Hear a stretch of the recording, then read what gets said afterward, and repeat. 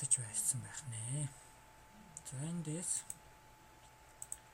зөвхөн ааруул маань 5 сард хэдэн төгрөгийн борлуулалт хийгдэж вэ гэдгийг бодож болох нэ.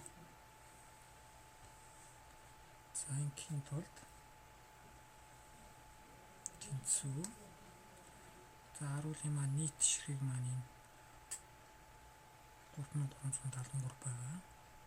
Энэ дээрээ улгаанаараа нэг дарж идэвхжүүлэх нь. Эндээс ааруулны маань үн 200 төгрөг. Ганц ааруул маань ч биш. Ерөөсөө манай энэ барааны нийт үн маань нийт биш. Ерөөсөө бүгдээрээ 200 төгрөгийн үнэтэй гэж дээр үзсэн байгаа. Тэгэхээр үржих нь 200 гэд компьютерийн гаран дээрээс оруулчих байна. За эндээс enter. За тэгэхээр ааруул маань 5 сард 674,600 төгрөгийн борлуулалт хийгджээ. За энэ мэтлэнгээр цэцгийнх, таргныхыг, сүнхийг энэ мэтлэнгээр бодож олж болох нэ. За энд нэг юм хэлье. Ааруулны мөнгөн дүн хамгийн бага утга, хамгийн их утга, дундаж дүн эднэрийг заавал энэ харалтаа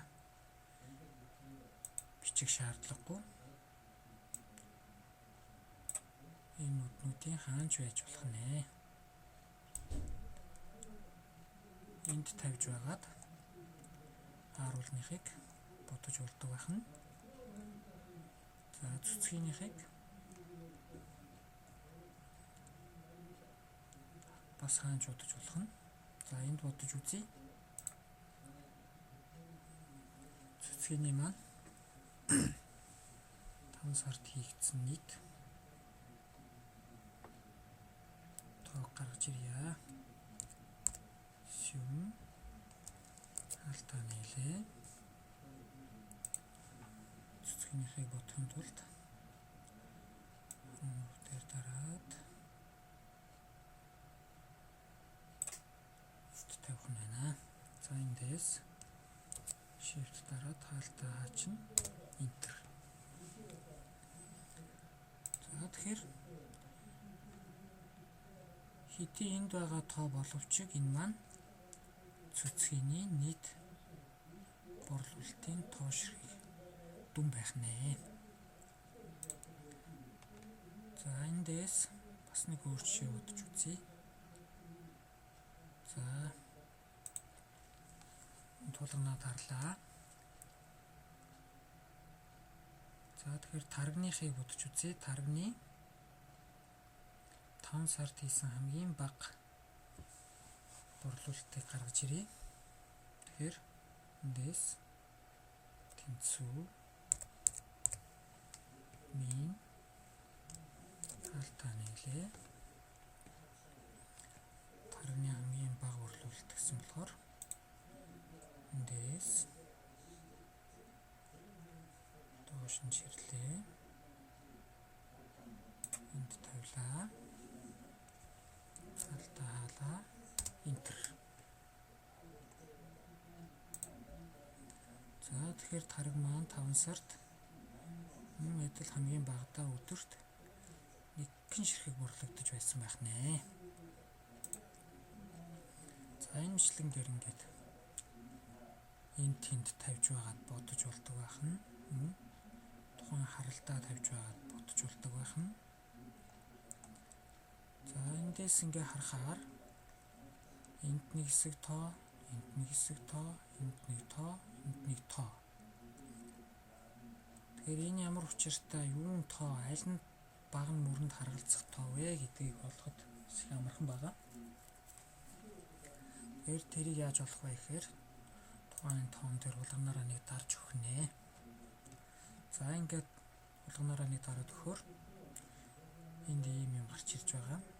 За энэ маань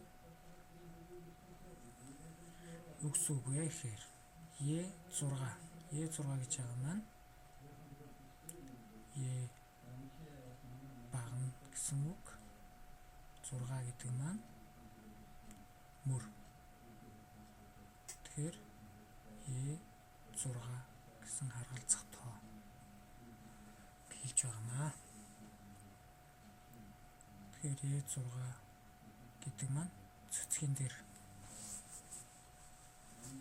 байх нь.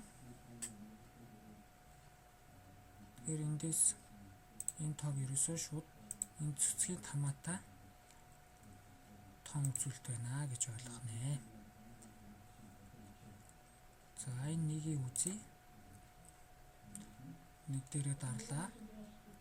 F6. F6 гэдэг маань энэ байх нь. Тэгэхээр энэ F6 гэдэг маань тарг гэсэн баганд хамаатай тоо байх нэ. Хамаатай тоо боловч яг ямар үзүүлэлтийг илэрхийлж байна вэ гэхээр мин гэдэг маань хамгийн бага утга гэсэн үг байна. Тэгэхээр эндээс энэ бол шууд тарганы хамгийн бага борлуулалтын тоо байх нэ гэж ойлгож болох нэ. За эндээс жишээ бодож үзье. За энэ тоон дээр дарлаа. Average D6, D36 гэж байгаа. D6 гэдэг маань энэ. D36 гэдэг маань энэ. Тэгэхээр энэ хоорондох тоонуудын дундаж тоо гэсэн үг байх нэ. D6-аас D36-д харгалзах тоонуудын дундаж тоон үзүүлэлт байх нэ. За. Тэгэхээр эднэрийг бас салгаж зөөж болдог байгаа.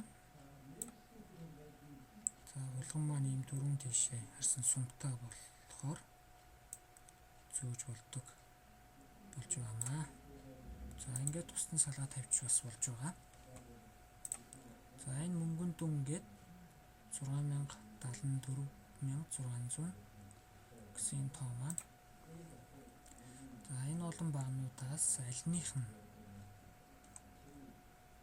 мөнгөн дүн бэ гэдгийг олоход бас мөн адил эднэртэйгээ адилхан тоон дээрээ дарлаа.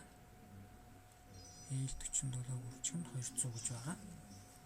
За тэгэхээр L47 гэдэг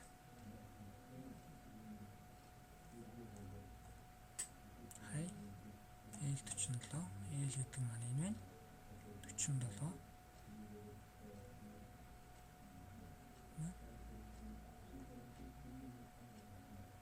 энэ байх нэ.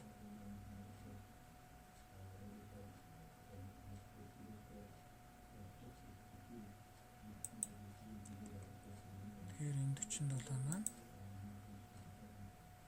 энэ гэсэн үг 3373 үүнийгээ 200-аар үржүүлсэн байгаа.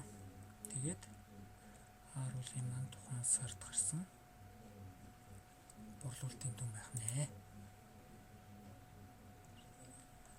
За энэ мэтлэнгээр ингэж тооцоолж бодож болох нэ. Тэгээд та бүхэндээ амжилт хүсье.